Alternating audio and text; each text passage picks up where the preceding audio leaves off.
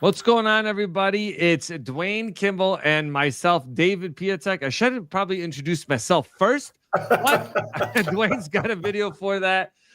Kimball, and today we're going to be talking about VA home loans, big updates that have been happening, also VA disability. We've been doing this now together for almost 2 years. We're coming up on our anniversary, so we're always happy to educate the community around these two topics because I feel like they go hand in hand. That's, Dwayne, how I came across you, right? Researching my own VA disability. And a lot of veterans have questions around housing because it creates stability. And our goal, right, for both of our channels is to educate you in that perspective thing that you're looking for, right? How do I file for VA disability? Hey, how do I leverage and use my VA home loan? Because I am a loan officer, a lender, so I can help you through that process. You can schedule a call with me in the description or check out any of my videos on VA housing education, and you'll be able to educate yourself on that.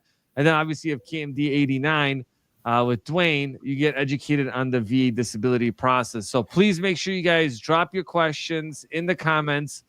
I think almost every time we've run out of time, so get the questions in early, right? Don't wait. Get them in early because we'll both kind of alternate like after we do some updates. But Dwayne, how you doing? Hey, not too bad. And thank you for having me tonight. I always look forward to these events to make sure we get the right information to all the veterans out there that support us. No, 100%. So I guess I'll just kick it off with a couple of things, major changes that have gone on since we did our last live event. So one big piece that has happened is, I'm sure a couple months ago, the VASP program went away, right? So it was a program where veterans that were, let's say, having issues making mortgage payments were able to get these 2.5% interest rates from the VA. They serviced it. But that program was sunset a couple months ago, leaving veterans kind of without an option. So what happened since then, they passed the HR 1815, which is the VA Home Loan Program Reform Act, allowing the secretary to buy the default of the veteran, right? So if you're behind 30,000, they can come in and purchase that 30,000 as a second mortgage, and you go back to making your first mortgage payment. So that was a positive piece to that part, and it just gave veterans more options. The second thing that happened, Congress did pass the Homebuyer Privacy Protection Act, which is basically an anti-spamming bill, because if you've ever bought a home before, you'll know that you get, like, as soon as your credit's checked, you suddenly get hundreds of phone calls from random people asking you to refinance or work with them through that process. So those are two big things. And then I'll kick it back off to you, and then I'll have a couple things to add to that. So any big changes that have been coming up with the VA? So a lot of people have been asking me, about 2.5 years ago, the VA proposed to remove the diagnostic code for tinnitus, change the general rating formula, general rating criteria for all mental health conditions, diagnoses, and to remove the 50% for sleep apnea. I did a video, I want to say it was maybe December of last year, November, December, or even maybe January this year, where they were going to go into effect, supposedly go into effect in April. And then there was a lot of chatter around August. We're in August, and I still haven't heard anything. And people were saying, well, what about the changes? What about the changes? When I know, I'll let you know. And I'm telling veterans, you need to, if you try to get these claims, get an increase or get service connected for them, you need to, start building that paper trail and work on these claims now. Don't wait until they make the changes, because they'll say, Dwayne, well, what about this? What about that? We don't know until the VA says, okay, we have implemented these proposed changes, and here are the instructions. We have no control over that. But what we do have control over is building our own paper trail, working those claims now, getting on the books, getting grandfather in. So if and when they do come, you're good to go. That's awesome. That's awesome. It's good because, and that's what I know we've been saying. I've been saying this every time we do videos, is that the VA home loan seems to get better month over month or year over year, Mhm. while VA disability compensation just seems to get worse, right? So it's not as favorable a thing. So always doing it sooner than later is something that I always encourage as well. And then I'll leave you guys with this, and then we'll kind of go into answering questions. But I want to give you guys a quick update in the housing market and what's happening. So, on a national level, delinquency rates actually went up this month. They're at 3.35%. So, there's currently 208,000 active foreclosures, right? So, sometimes people think, Dwayne, like, oh, the housing market's falling apart. It's actually a really small percentage, and it's within the normal percentage. So, it's not a big deal. But what's really shocking recently is that by the end of the year, they predicted that 1 out of 8 FHA holders be will be either missed payments or going into foreclosure, which I think is pretty crazy. Okay. Wow. Um, Overall purchase applications have been going up for the last 26 consecutive weeks, which is also mind blowing. I'll let you guys know that certain markets like Denver have been seeing decreases in prices, San Francisco, San Jose, California. But overall, home values have gone up 1% in July, but that's the lowest since 2012. 2012. Okay. So Wow. is it, is some of the fear mongering maybe true-ish? No, because it still falls within a normal market when you kind of look over the overall capacity. And one thing for the veteran community out there, and why I mentioned that law that was signed by the president, was that VA loans that are not current year over year has gone down. But active VA foreclosures are up 61% from last year. And that was because the VA put a hold on foreclosures. So those are things to kind of keep in mind when you go through. If you guys have questions about the housing piece, let me know. I'll be able to kind of break that down for you guys. So, well, Dwayne, you want to kick it off with, I think the first question is, George says, thank you both for all the help over the years. Mr. Kimball, 2 quick questions for you. I like 2 quick questions. First one. Probably, I was looking at this when you were talking. Still gathering evidence for 2 claims filed early to lock current criteria or wait. I already said it. Get the claims in now. Will VA accept DBQ if rule change? We don't know if the rules change. We don't know what the instructions are going to be. I just talked about that. Okay. The second question: what advice do you have for our airborne folks? How didn't complain much? Sure, I got a video on it. What conditions you can claim due to being awarded the parachute badge. Also, here's a trick, people. Let's just say you got 10 claims, 10 conditions that you want to claim.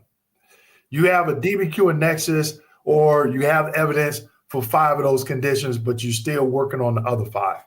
Submit them all at the same time. If you get service connected for those 5 that you have all the paperwork for, fine. During that time, you're building a paper trail for that second 5. And as long as you submit that claim within 1 year of the date of the notification letter and you get service connected, it goes back to the original intent to file date. It's little things like this that I've seen veterans use, and I used it with my claim. When I was a VA rater, trained by the VA, it works. Now, if you get denied for those second 5, or let's say you get approved for 3 and denied for 2, guess what? Rinse and repeat. 100%. Yeah, don't let 365 days lapse. No way. And just for you guys, for some fun fact, I do have my parachute badge. And to this point of this veteran, right? Like, you go to jump school or you go to jumps and people get injured and they don't want to report it. Unfortunately, I was one of those as well. And, like, I'm still serving in the Guard. So you come home and you're just wondering, like, why is my vision off at night? I'm like, well, maybe somebody had a TBI during a jump. And so, like, the documentation piece is so important that, I can't stress that enough on that. So we also got a new member. So thank you so much, Ronald Atkins. Really appreciate it. Grace has been on a lot of our event. So she's saying that she's when she gets to her destination, she will ask the question and we will be answering and not driving and texting. So really appreciate you guys joining us during this process. We have also Matthias from Dallas. So thank you for joining us. Yep. And a lot of times we'll have people from around the country, around the world join us. Yeah. So this is what this is for. And this is why please share this with the veteran community, because we want to be able to get this out. Hi, we were about to get the VASP. Mortgage was $2,760, now $1,975. What do you think of VASPs and what it offered versus what is offered now? Okay, so this is going to be controversial, okay? Because the VASP program was kind of too good to be true. And it is by far a much better program. But I understand in one sense why it was such a benefit. And on the other, I understand why it's not sustainable. And one of those things is that the VASP program, basically what it did is that it came in and said, hey, we're going to do a 2.5% interest rate across the board. You still have to be qualified to make mortgage payments, right? So it's not like that's a downside. Like you were able to make mortgage payments. In this case, like for you, Tanya, you lowered your mortgage payment and you kept your home. It was very positive. But now that burden came on to the government where we can't even borrow money at 2.5%, right? We're borrowing money at market rates. And this is why the president's been trying to lower the mortgage rate so we could refinance even our own government debt into lower interest rates. So and plus the servicing then fell on the VA, which is they're not designed to service mortgages. Now you look at fast, and it created an issue because not to be super technical, but I'm going to be technical, is that mortgages are created with mortgage-backed securities and tranches of mortgages that are sold on open markets. So now how do you pick these little loans out of these tranches and how do you determine the fair market price of those loans, offboard those loans and put them onto the VA's servicing? So in one sense, it was great, but in the other, it created just this weird vacuum of how you're supposed to do all that and sustain it. The other part is that the new way they did it from a like banking and logistical perspective makes more sense because all they're doing is saying, look, here's $50,000. We're going to take that money you're behind in the fees. The VA is going to basically put a second claim on your home, and then you're going to continue to make your regular payments as you would before, right? So that's still very positive, and it still helps the veteran community. Look, FHA loans have high foreclosure rates, even with mitigation or like stopping like programs like this that the VA has.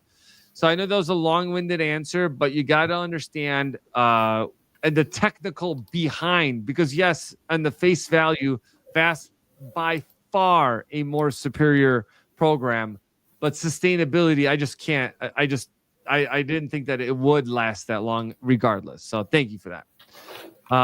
So the guy says, can I buy a vacant acreage lot to build? Okay, so a couple things are within this. So one, I'll tell you guys that if you want to use the VA loan to just buy land and hold on to it, you can't do that with a VA loan. You're going to have to go get a regular loan from a bank to get a land loan, okay?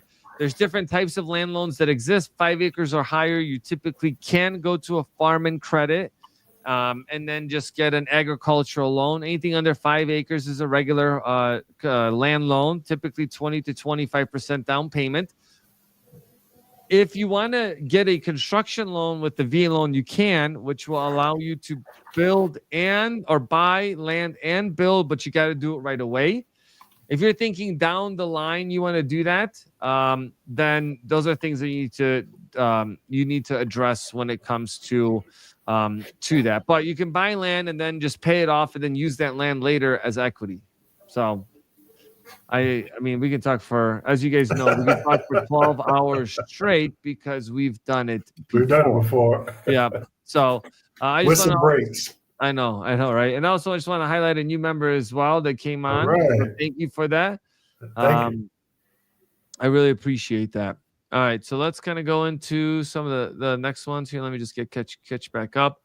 And Dwayne, you want to talk about your link here? Yeah, the link is broken, so I'm gonna put it in here again because it was too long. I'm doing an event August 26th and the 27th. I do these annually, and it's a 2-day, 2-hour event where I'm going to be walking you through the VA claims process. So the link I'm putting in the comment section. I'm gonna drop it in again. Make sure you get signed up. We have seats available. Just make sure you attend, you get in, you log in, 5 minutes early. We will be sending out text message reminders, SMS message reminders along with emails as well. And I only do this once a year. That's it. I know. That's awesome, though. Good. And we got WB from Duluth, Georgia, United States Air Force. Thank you for your service. Thank you for joining us. All right, now this one's for you, Dwayne. Actually, I just answered this question. So private mental health, DBQ, well, different veteran. Gotcha. DBQ and Next is ready. Intent to file from December. Evidence. 2 more claims not ready. What do you mean you're not ready? What are you waiting on? File early to lock in current criteria. Again, people, we don't know if the VA is even going to change that criteria. You need to get them claims in now. What are you waiting on? Because this is the thing, David. When I was a rater, they would say, oh, yeah, we changed this. And it'd be, let's say, August 1st. And the change is effective April 1st. All claims dated after April 1st do this. All claims received before April 1st do that. So we don't know what this and that is. But in that video I did 2.5 years ago, in my opinion, they're going to remove that tinnitus, which I think is probably one of the easiest claims to win and one of the easiest claims to lose if you don't know what you're doing. Removing the 50% of sleep apnea and changing the diagnostic code criteria for the mental health conditions, in my opinion, I don't think it goes in favor of the veteran. So one thing I was telling veterans, hey, start building that paper trail. Get that diagnosis. Get the intent to file in. Build that paper trail. Get your claim in. Because nobody knows what the changes are. If I did, I would tell you. I would, like Grace always asks me, Dwayne, you snitching? I can't snitch on there because I don't know. That's so funny. Yeah. And then that's the thing with it. It's like, why are you waiting? And especially if you're already out of the service. It's not like you're on active duty where I have to wait until I'm out of service to file my claim, unless you're in the Guard or Reserve. And, just thinking, like, maybe a veteran's like, well, I don't have enough evidence. I've been out for 10 years, but I don't have enough. Again, those are all excuses because, we talk about is you could do a file to intent to file, and then you get a year to put it together. So, I'm not really sure it's going to take you more than a year. Right. And one thing I was telling people in December, Dave, was these changes, they were supposed to go into effect April. And I'm like, this is what you can do right now. Do the intent to file. Find you, if you're claiming PTSD, understand what your stressor is. Make sure it can be confirmed. Do the intent to file. Do your first, find your mental health examiner. Go in, get a diagnosis. Before you leave, they're going to say, hey, do we need to schedule a follow-up appointment? You might want to do every Wednesday at 3 p.m. talking to this examiner for the next 2 or 3 months. That is your paper trail. Right. Submit the claim. If you got to go to CMP exams, you got a DBQ or whatever the case is, that claim is already on the books. So even in the past, when I've seen them change things, meaning the VA, it's like, oh, if the veteran did this is, and then in those instructions. But if you're just sitting back and you're not doing anything, well, I'm going to wait because such and such on YouTube said this, or such and such on YouTube said this is going to happen. All right. I got a dice game I want to take you to, and we could all win $1 million if you believe that. I'll go to Tampa then, next week if that's the case. It just put me on the just hold on to that. But what's funny? What's funny about that, Dwayne, is that it's the same thing about home ownership. It's like people just sit on the sidelines and they're just like, yeah, I could do it now, but well, rates are high, and or rates are, it's rates are high, or mortgages rates are too low because now it's too competitive. And so if you don't take the chance, or not take the chance, like when it's your time, don't try to time the market. When it's your time, you're like, hey, I want to become homeowner. I could afford it today. Then you do it, right? You don't wait for this perfect time. You're not an investor where you're just constantly like churning properties. It's because a lot of people that have these low interest rates now, they owned homes before that when rates were much higher, right? So keep that in mind when you're going through this process. You may be a never buyer, right? You may just say, hey, you're just not designed for it, but there's a lot of people that are. So Tanya asked you earlier about the VAST program, but she's got a 2.5, purchased a home in 2018, 417, now 680. That's what I'm talking about, right? Someone saying like at that time, should I buy, should I not? They could refinance into that lower rate, and then a lot of properties went pretty sky high in value when that happened. Now, if you think about it, if you're waiting for rates to drop, the same thing's going to happen to, normally in a normal market, rates drop, values go up, negating any savings. Joseph from USA, thank you very much. That's like me saying, Dave, I got 10,000 credit score, which, you can't have a credit score that high. And I got $1 million in a down payment on a $2 million home. When should I buy a home? And the interest rate's at 0.5. Should I wait till they go up to 10.5? Yeah. So just keep that in mind. And I know George asked a question, but I think he might have added to this. Yeah, I think we talked about it. Just watch my video where I talk about what conditions you can claim due to being awarded the parachute badge. And also in that video, I explain how you can write your late statement to the VA as well. Yeah, so Tanya was just saying she's got a 6-bedroom, 5 baths, 4,100 square foot. What? So I guess we're moving in, Dwayne. I was about to say that's big money right there. Look it is big money. But that's what I was saying. So George K had a question. What form should I file to have my home modified to accommodate? Woo! Okay, all right. Greg, there's two things. Make sure you check out, it's called a HISA grant, and you can get that on the VHA through the prosthetics department. That's on the VHA side. So I don't know the stipulations or the guidelines other than it is a one-time benefit. Also, under VBA, they have, let me make sure I get this right because I haven't talked about this. SHA, Special Home Adaptation, and SAH, housing rent. Yeah, SAH, Special Adaptive Housing. Two different things. Yep. But they have forms for them. Greg, I wish I could tell you the name of those forms, but this is the first time I probably talked about these two in 5 years. But if you go to the VA's website and go to the forms link and type in Special Adaptive Housing, Special Home Adaptation, those forms should come up. Yeah, and you can actually apply online. I'm looking at it right now, right? So some of them offer up to $121,812 to do modifications to your home. And then the SHA grant is up to $24,405.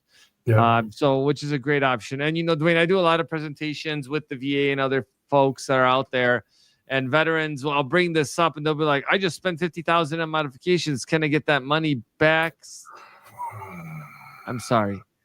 So just kind of keep that in mind when you're going through that. Yep. I mean, this one's for you.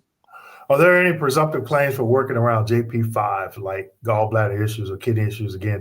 I would not know. You would have to reach out to a medical provider. I don't know the components that make up JP5, and if you inhale it opposed to it getting on your skin on a daily basis, what those residuals are. I would say Google, which I'll do here, Dave, when you get to your question, I would Google, side effects of being exposed to JP5. Then when you get those residuals, if you have a diagnosis, you would file that under TERA, toxic exposure. Awesome. Good. We got Leo from Atlanta, and I made a mistake here. Mathis from Dallas, not Matthias. So Okay, Memphis. good correction on that. Dwayne, this one is from you from Grace. Grace. Yeah, I hope you're not driving, Grace. Pull over. No, she said she was gonna pull over. Yeah, I always tease her every time she asks a question like, Grace, are you driving? Dwayne, 40% since 2006. Guess what? ITF 11, 22, submitted paperwork. And 3 weeks later, 2 CMP exams, July 28, boom, 50%. There it is. So just make sure, Grace, you read that notification letter and rating decision to confirm they have the correct effective date, which sounds like it should be November 22nd, 2024. Awesome. John Hughes, good to see you. He's one of help purchase yeah, a home. I seen this icon on my comments. He left me some comments on my channel. Yeah. John actually watched your channel. Big shout out to you. You helped him to get to 100%.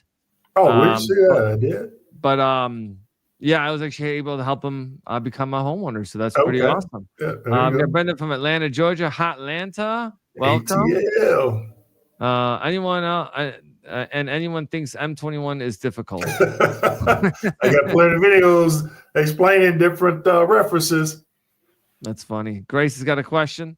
Submitting necessary form for the other tomorrow within 30 days. And thanks to you and your team. I got a video for that. You know that's right. That I'm looking for them for the bank. She looking for the bag. All right. That's funny. Got Be Humble. I know they've definitely been on. Grace saying welcome to the new members, so appreciate it. Can you so we got a question here from Hannah. How can you use land as equity to purchase a home? So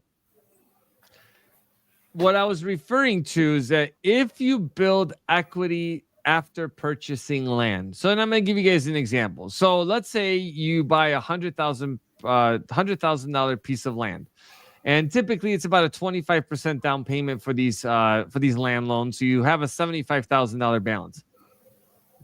Over the next 10 years, you pay that mortgage off and you also build equity in that property. So now let's say 10 years later, the value of that land is $250,000. You can use the equity in the land to do a construction loan.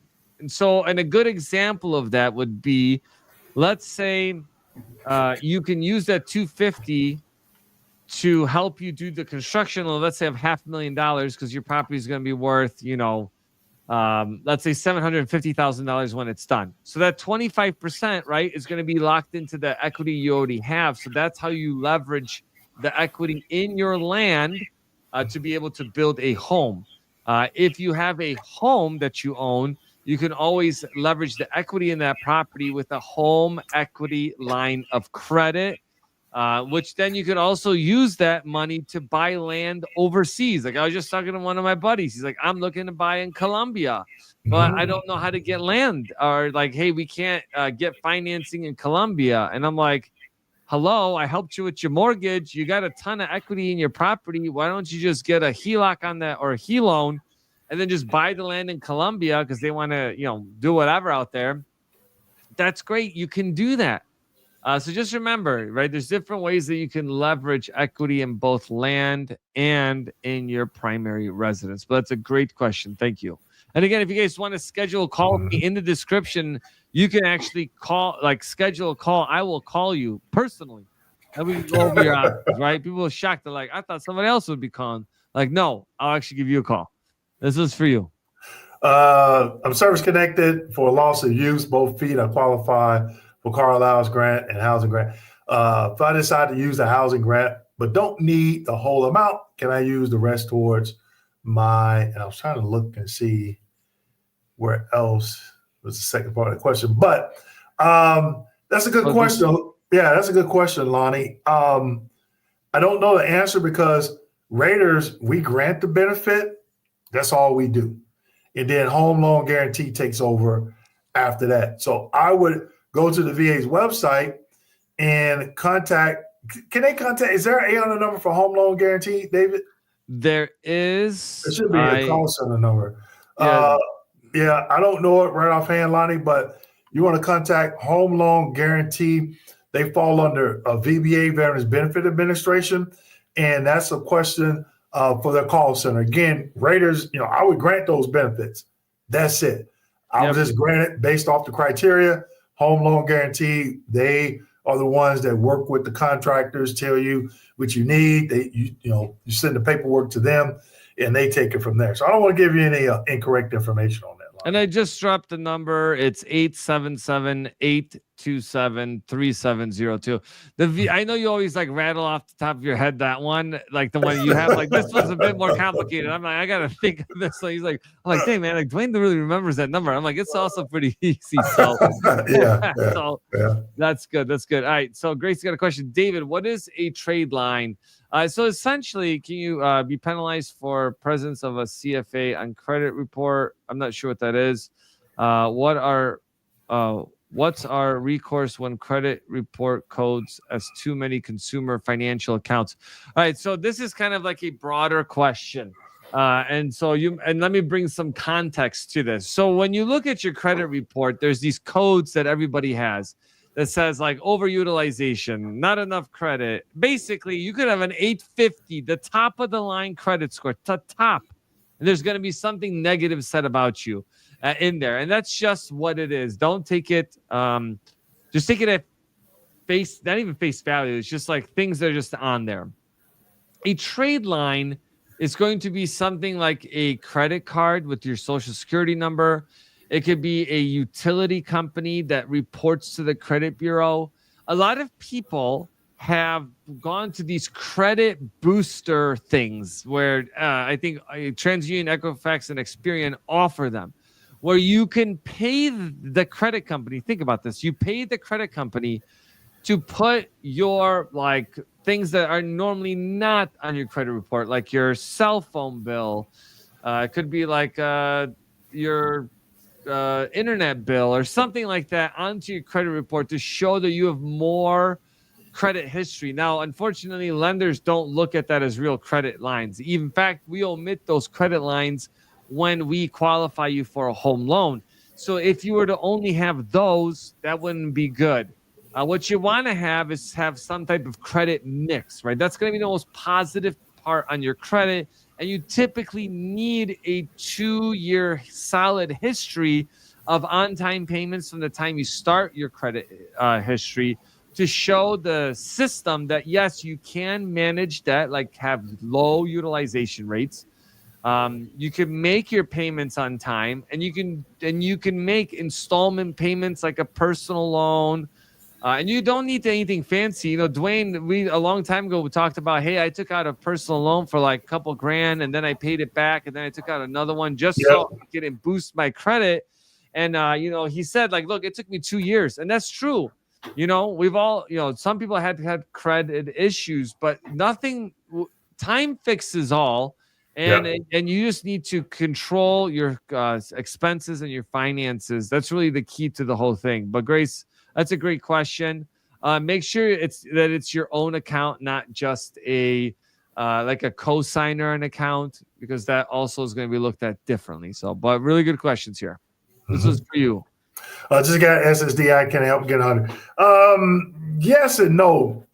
As a rater, I never really considered SSDI evidence because the condition that they granted you SSDI for may not fall under one of the ways of VA service connection. So let's just say you off work due to a back condition. Where does that fall, or what does that have to do with your military service? It could be some examiner paperwork from SSDI that could help, but rarely ever did I see it where it did help. But it could. I'm not saying that it couldn't. It just depends on the condition. So a little bit deeper. Awesome. Next one's for you as well. I went on HLR decision. I also did a virtual TBI, and that was a wild one. Okay. A Vets for Life, did you understand diagnostic code 8045, the diagnostic code criteria for TBI as it pertains to the facets? It's a question I have for you. Okay. That's funny. John, with this comment here, intent to file and through the kitchen sink. Okay. That could be a good thing or negative. Just depends. Can you walk through the VA claims process on the VA website? what to put and what not to put. I've noticed where you said, say this or say it like this. Adam, that is a 8-hour class. Okay. I do, but I do you one better, Adam. I do have videos, step 1, step 2, step 3, process 1, was it? I think process 1, process 2, something like that. Watch those videos, and I'm walking you through it, and I do it in the book as well. But if you don't want the book, there's some videos, free videos, and they're a couple, 2-3 years old, but the information is still relevant. That's awesome. Grace said a good question. David, once we have the pre-approval, which you're going to call me on, so thank you. Is it okay to bid on multiple properties? What's your strategy? So once you have a pre-approval, right? So you've gone through the whole financial review. Then at that point, you are out to the races to start looking at properties. Now, different areas and different realtors have different tactics on what wins properties. Typically, you don't find like 5 homes you fall in love with. You're like, I want to make an offer on every single one of them. Typically, we don't see that because we'll have somebody that's like, hey, I found the one that I really like. I want to make an offer. And sometimes what they'll put in their contract is like a deadline. Hey, I'm making an offer today. I need to know by the sellers tomorrow. Otherwise, I'm canceling. In some areas, people will be like, look, really like these 2 homes, and I really don't want to miss out by getting one or the other. So they'll make 2 separate offers at the same time. Now, I don't believe, and maybe don't quote me on this, I don't believe that there's any rule that says you can't do that outside of courtesy or some. That may be the only thing. But when you are faced with like, hey, we need a housing situation, we're in a housing situation where we need the place to live, and there's 2 potential prospects and they both have offers due, right? Then you might want to be looking at that. But typically, you're going to find 1 home at a time, make an offer on it, win it or not, and keep moving, right? Normally, it's like love. It just sometimes comes out of nowhere, or, you're going to have to search very, very, very hard for it. Kenny had a good question. When it comes to a VA interest rate reduction refinance loan, why do companies charge so much? And do you know of organizations that don't charge? So, Kenny, you can reach out to me. I am a lender, and I can help you with this process. Now, let me answer this question overarching. Why do companies charge so much? It might be because it's not time to refinance. And I come across a lot of this, and I'm thankful for everybody that's out there on YouTube that reaches out from all the videos that I do, and both myself and collaborations. And Dwayne, I'll tell you that I would say more than half the time I'm like, you know what? It's not worth it. Like, this company's telling you to refinance, but let me look at the numbers and I'll tell you, don't do it. It's costing you too much money. Because, at the end of the day, we do a good amount of business, and I don't want veterans to be overpaying for things when they don't have to, right? The numbers don't lie. So if you call me, you share the information with me, and I'll tell you, like, yes, this is good or it's not good. Right now, I don't think it's the right time for people to refinance.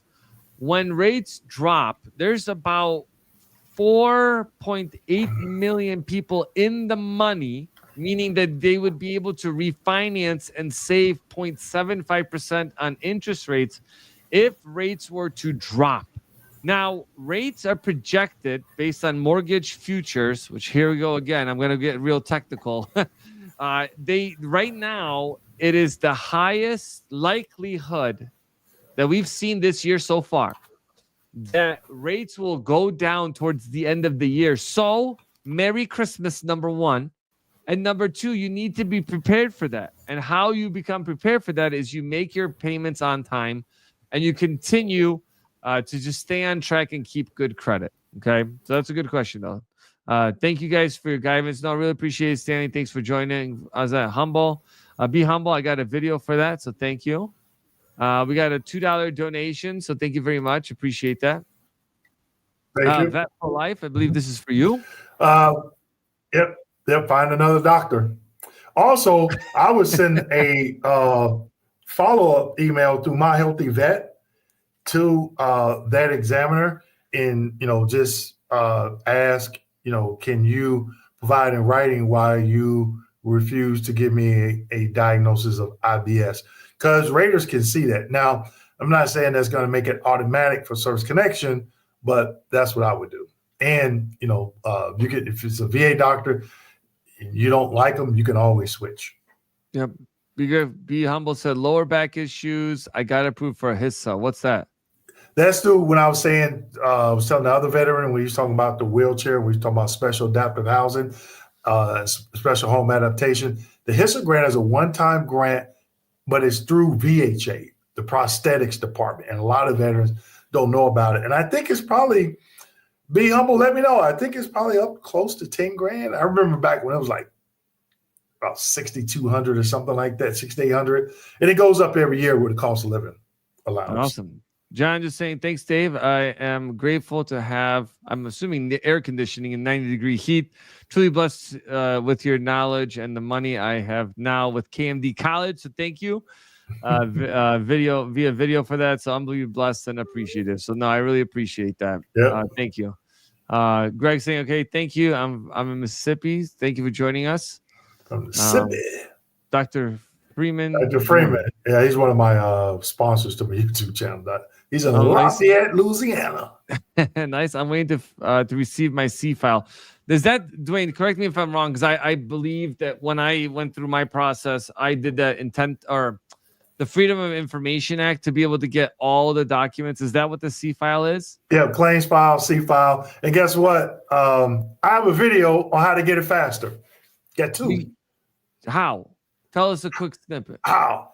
You call 800-827-1000, confirm that your forward request is a record. If it is, turn around and call the White House VA hotline.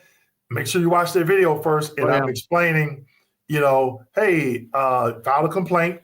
Let them know, hey, you need your C file to help you build your claim. Please submit that request, the complaint to VBA, to the regional office that has jurisdiction over your claim, and request a callback from a supervisor. That's why you don't ever want to put your email on any documents, claim documents, because they will get slick and email you and tell you what's on sale at your local grocery store, and that has nothing to do with the price of tea in China. Hey, look at that, laying it down thick. Thank you. Yeah, but that C file is great because, especially, I would say, if you filed for disability, maybe got denied for some things, because then you can actually see all your. Oh yeah, that's it right there, baby. That's wild. That's it, Mr. Perkins. Yeah, that's wild. That's wild. James said, question. Great job, guys. I'm 62. My paperwork doesn't contain permanent. Does it mean I can expect another interview? So can I just let me give it a shot, Dwayne? I mean, well, you know what? Maybe you should answer some of the mortgage questions and see how we do against each other's questions. Hey, I'm not there yet. I'm telling you right there. You waiting that hands down. All right. So, but to my understanding, the only permanent in total would be at 100%, right? So if you have 90, you wouldn't have permanent in total, right? Only if you are at 100 would you be permanent in total. No, you could be TDIU. You could be TDIU. Well, okay, that's a technicality. Okay, that's not permanent in total. That's TDIU. Right. Well, what he's talking about is a routine future exam. I just did a video, James, where I talked about when they are not supposed to schedule a routine future exam. And one of those bullet comments is if you're 55, they're not supposed to schedule, what he's saying, another interview, which is the routine future exam. But if it's a cancer, the only way that you will not have a routine future exam if the cancer is deemed terminal. If not, you could be 62, 72, 78, and you will have a routine future unless you submit paperwork saying that cancer is terminal. Wow. So what we learned from there is that I will stay in my lane. All right. So next one is the VA Home Loan regional loan number. Phone number is 877-827-3702. And if you want to get your answers in writing, because a lot of veterans get frustrated with the VA because they tell them over the phone some nonsense, or they tell them something and it's not backed up, I did a whole video on how to contact the VA through ServiceNow, and that way you get your get your answers in writing. This one's for you. Right. So, unfortunately, Ms. Whitaker, if there's no documentation or you don't have any buddy statements, how is the VA supposed to corroborate that story? If it's direct service connection, you need a link in service. Normally, the link is documented. Everybody goes through those pogo sticks. Training. Yeah. I went through it in basic. Hate to hear that, he had that injury. If it's not documented, the VBA is going to look at it like it never happened. Right. Yeah, that's unfortunate. Grace mentioned here, family-owned 7 acres near a volcano. That's not good. I want to build, so we'll see. Yeah, so when you come to using, if you own land free and clear, you have other options than VA home loans, Dwayne. So people will sometimes reach out and be like, hey, I want to do a VA loan. This is my situation. Listen, most of the time, I am 100% a fan of the VA home loan. Mm-hmm. But in some cases, it may make more sense not to use a VA loan. But no, thank you for that. I really appreciate it. Would you answer Kenny Ford? Yeah. So I already did that. So good news messenger. I already did that. So good for that. Shirley from California. Thanks for joining us. John, in 2020, I was 20% via disability and was homeless until June 9th of this year. And then I found YouTube, and these two guys, if you're here, you're in the right place. Yep. That's a great story. Like, yeah, it's a lot of the veterans that we've helped that have been homeless become homeowners. It's wild. All right, somebody got a question from David. To David, can you briefly explain the VA renovation loan, and do you have any referrals in Florida to lenders that fund this type of loan? Thanks to both of you for your service to us. Thank you for your service. All right, so VA renovation loans. Let me do a quick snippet of how they work. So you basically get up to $75,000 to do renovation costs. The renovation costs can't be extreme. Typically have to be completed within 4 months.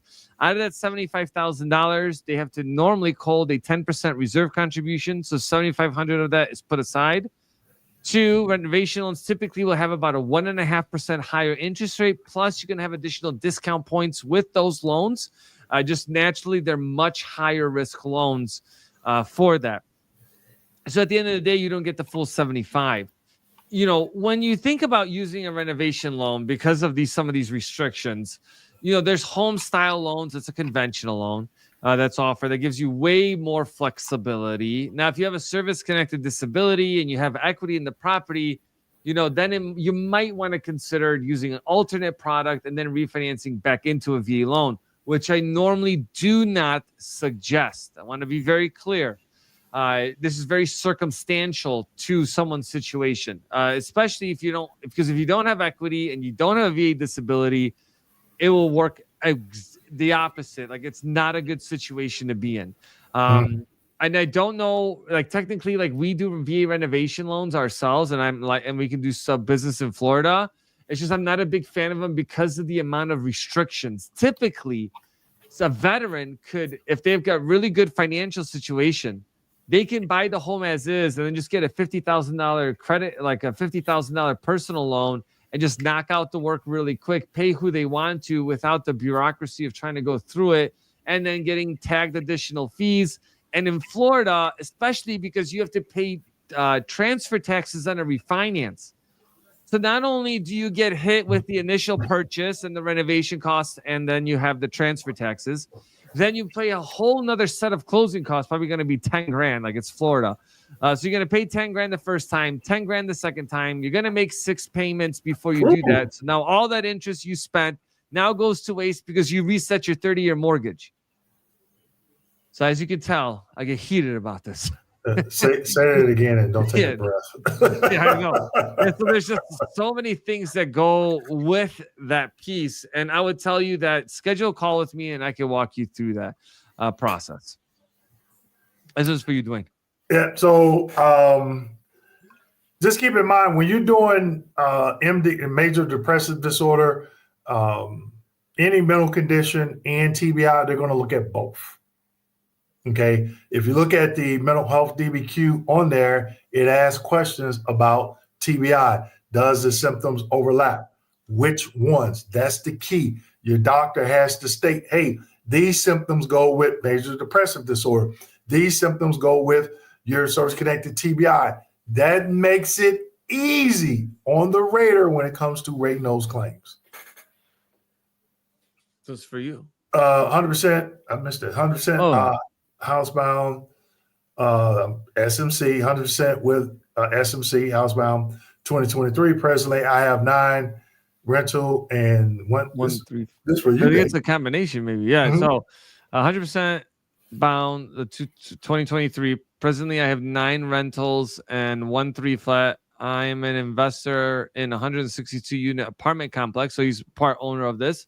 I sold one house this year. Next year, I'm selling a condo. I'm age 60. So the question is, I'm going to use my VA loan next year. My debt and credit is great. I'm thinking of buying $700,000 home in Glen Carbon, Illinois. So it's not far from me.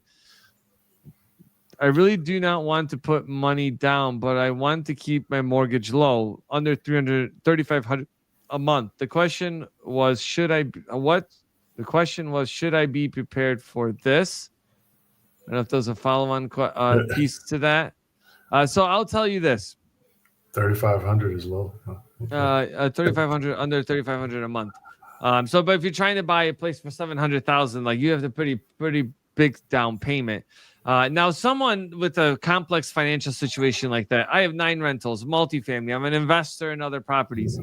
The one thing, Dwayne, that gets self-employed veterans at the end of the day is the thing that being self-employed, I feel like, is designed to pay less taxes, because the more you write off, the less you qualify. And unfortunately, you can be eligible for a VA loan and not qualify for a VA loan. So in some case like this, Jeffrey, it sounds complicated, and I'm not necessarily a betting man, but I'm betting that your taxes are somewhat complicated, and you try to show as little income as possible, which is going to affect your ability to qualify for a VA home loan. So I would say that even if you're looking, whatever, like a couple months out or a year out, hit me up, because I can at least walk you through that process early enough so we can identify any potential issues. Where can I find the buyer factor? On the code sheet. It is on the rating code sheet. And I just did a video, the document that the VA hides from you. Okay. So we talked about earlier, VA claims file, how to get it. When you get it, the VA claims file, the one I just showed you, I have all my rating code sheets. And the VA can send that. And they say, well, we don't send it out because it has your social security number on it. Guess what's on the first page of the rating decision? Your social security number. Oh, it has your POA on there. Guess what's on the first page of the POA? Guess what's on the first page of the rating decision? The POA. So I think they just keep it from me because there's a lot of good information on there. In 1995, I filed a mental health claim. They adjudicated an unclaimed wrist fracture, 5215. That is the diagnostic code. Is this the CUE on the? Oh, look at John. He's throwing these 38 CFRs out. John, this is going to depend. I got a couple of videos on CUEs. Those can be tricky. I will tell you, it's up to the veteran to state the CUE. All your evidence is going to have to be reviewed. What you just gave me there, I can't tell you either way. Everything from 1995 to now has to be reviewed to see if there's a CUE as it pertains to the unclaimed wrist fracture. You know, Dwayne, when I looked at this before you answered it, I'm like, what is John talking about? And I laugh because it's like both of us see the matrix within what we specialize in. Like, I'll look at the question and be like, oh, totally get that. And then you might look at it and be like, I really don't know what that means. But like, yeah, your questions, I'm like, what? When he asked about the IRRL, I was like, what is that? I was like, what is that? It's funny because like I sense it when I'm looking at it, and then you talk, and I'm like, and I noticed that just now, and I'm like, dang, that's how you see magic, like the Matrix right there. Yeah. So Shirley, people, I can tell, I tell people, Dave, invest the time to watch our channels. We have a lot of videos. I just talked about, I have a video on how to speed that process up. And Yeah. I started challenging people on my live streams that I do the first Wednesday of every month. Watch one of my videos a day. Just one. Just And they're one. not long. Yeah. Some of the older ones when I first started, when I didn't know what I was doing on YouTube, like 25, 30 minutes, I was getting away a lot of good information. But now, 10, 12, less than 15 minutes, that's you drive into work or drive home, So instead of listening to Beyonce, Smokey Robinson, watch a video and then listen to Beyonce or Smokey Robinson, whoever your favorite artist is. But you have to invest the time. I just went over 700 videos on my channel. No, wow, congratulations. Thank you. So, I know you have a lot.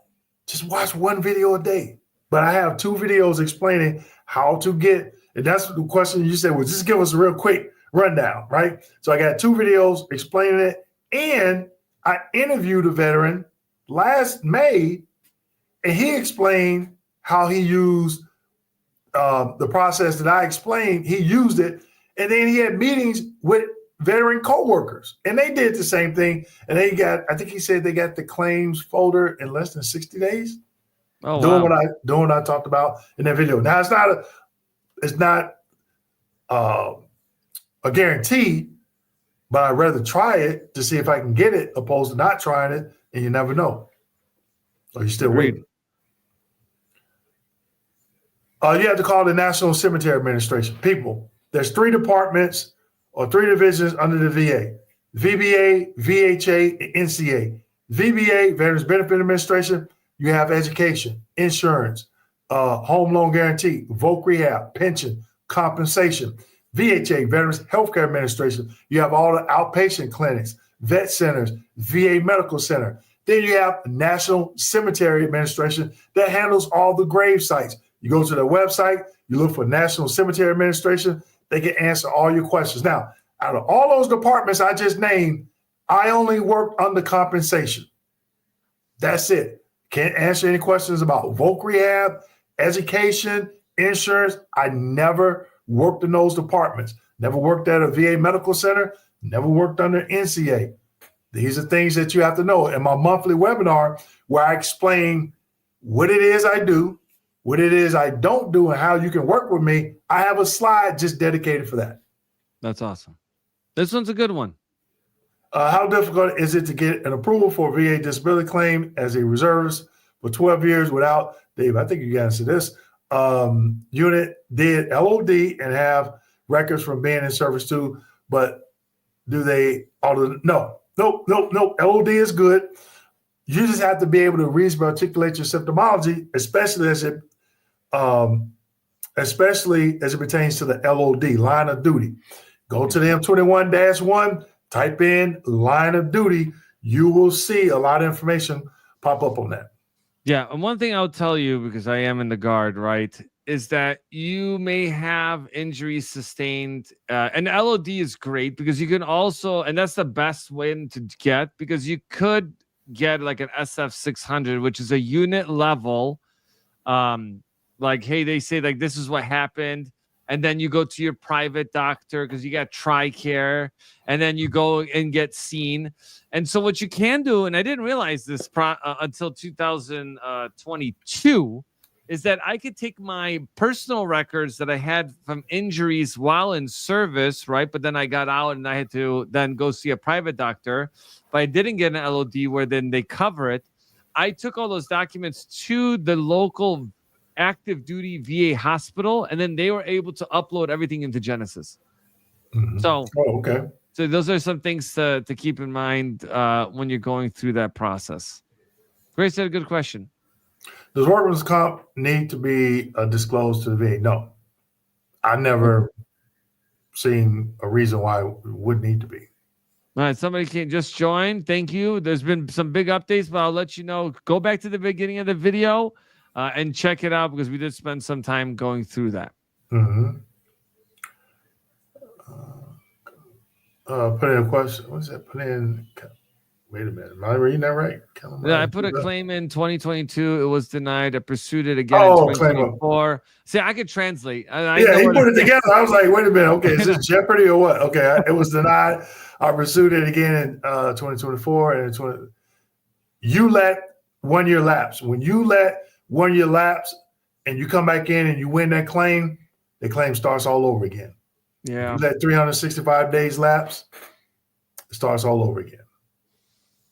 Yeah, don't forget, guys, make sure, like, I know, Dwayne, you just hit over 700 videos. I just hit over 10,000 subscribers, so that was pretty Congrats. big. Yeah, Thank you. congrats. Yeah, Dwayne, definitely you are a big part of that, helping me out a couple, about 2 years ago when we all got started on that message I sent you. Yeah.